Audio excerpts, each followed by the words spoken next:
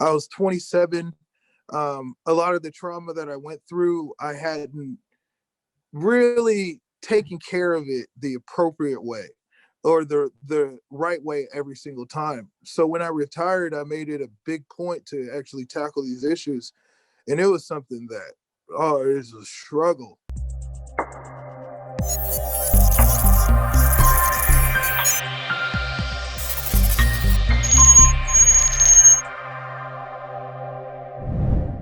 Hey guys, welcome to Keep Okay. On Pushing Stories, where we tell you real life, true stories of motivation, inspiration, persistence, overcoming. Because we want you to become inspired and live your best life as well. And today, man, I'm so excited. I have none other than Reggie Walker to spend some time with us. Reggie, welcome to Keep On Pushing Stories, bro. Hey, how you doing? Yes, it's good to have you. Good to see you, man. So, Reggie, tell us what it is that you do. How do you serve and bring value to the lives of others? I am a consultant, and basically, as a consultant, people come to you with a problem, and then you help solve it. That is as brief, but it is as broad as you think it's going to be. People to you come to various issues, and then I use my problem solving skills, solve it the best of my abilities, and I'm pretty good at it. I love doing it, and I love how it helps me to be able to help so many people get towards their business goals as well as their life goals. So I dig that. Also, too, I'm an advocate for mental, physical, and sexual abuse survivors, and that gives me a lot too because I have a goal of opening up as many safe spaces for people to heal as possible. So that really gives a lot to me. I would say those are definitely the two main things that I'm doing right now. Yeah, amazing. Yeah, you have all these different hats. So for a minute, I thought you were a Jamaican, man, with all these different Yeah, jobs. a million jobs. It But might how be does that someone distant find you, relative. Reggie, if they wanted you to solve to employ your problem solving skills? I would say just reach out to me on LinkedIn. Send me a direct message. That's the easiest way of getting a hold of me. I always answer back. We do most of our primary marketing and reach out to people on LinkedIn. So that'd be the best way for sure. Cool, cool. All right, cool. So we have that down. So here's the meat of the matter now, Reggie. We want to hear your keep on pushing story, bro. We want to hear of a time when you had to overcome a significant challenge, or perhaps you had to push yourself out of your comfort zone to go achieve something amazing. So, yeah, lay it on us, man.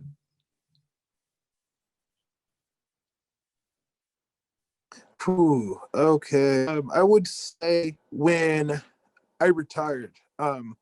When I retired and I first started to actually take care of the trauma that I went through, uh, the appropriate ways.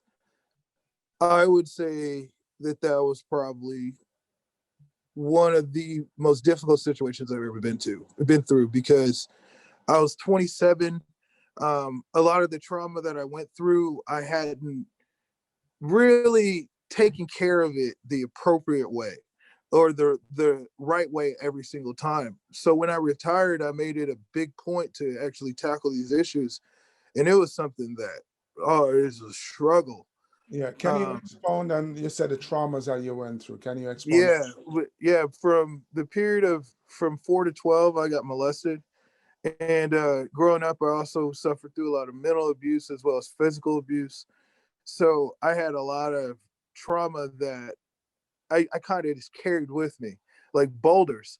And then when I retired, it got to the point where those boulders were so big I couldn't push them any longer. So when I decided to actually go to therapy and go to treatment, it was a very brutal process. Brutal, absolutely brutal. Because when you're 27 and you hadn't talked about this stuff and gotten it out at this period of time, these issues compound. So it was a massive thing for me to overcome. And it took years. It took about 3 years for me to fully get it out. I had to go to a treatment center twice. I had to be away from my kids. I lost friends. I lost biggest thing I lost today was that identity that I used to carry. And I had to form a new one based on facts of what I am and what I'm not. And even though that period was so brutal and it was so hard for me and it was so hard on my family and everyone involved, the person who came out was the person wanting to be this entire time. And not only was I this person finally without the carrying the boulders or the baggage, but I was happy and I was content and I was fulfilled and I had so much purpose. I have so much purpose.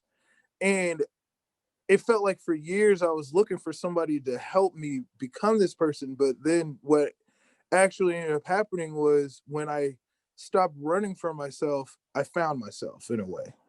Um, and I felt like with football was just a crutch. It enabled me to just keep running from my problems. But then when football got taken away, I decided to run full speed towards them.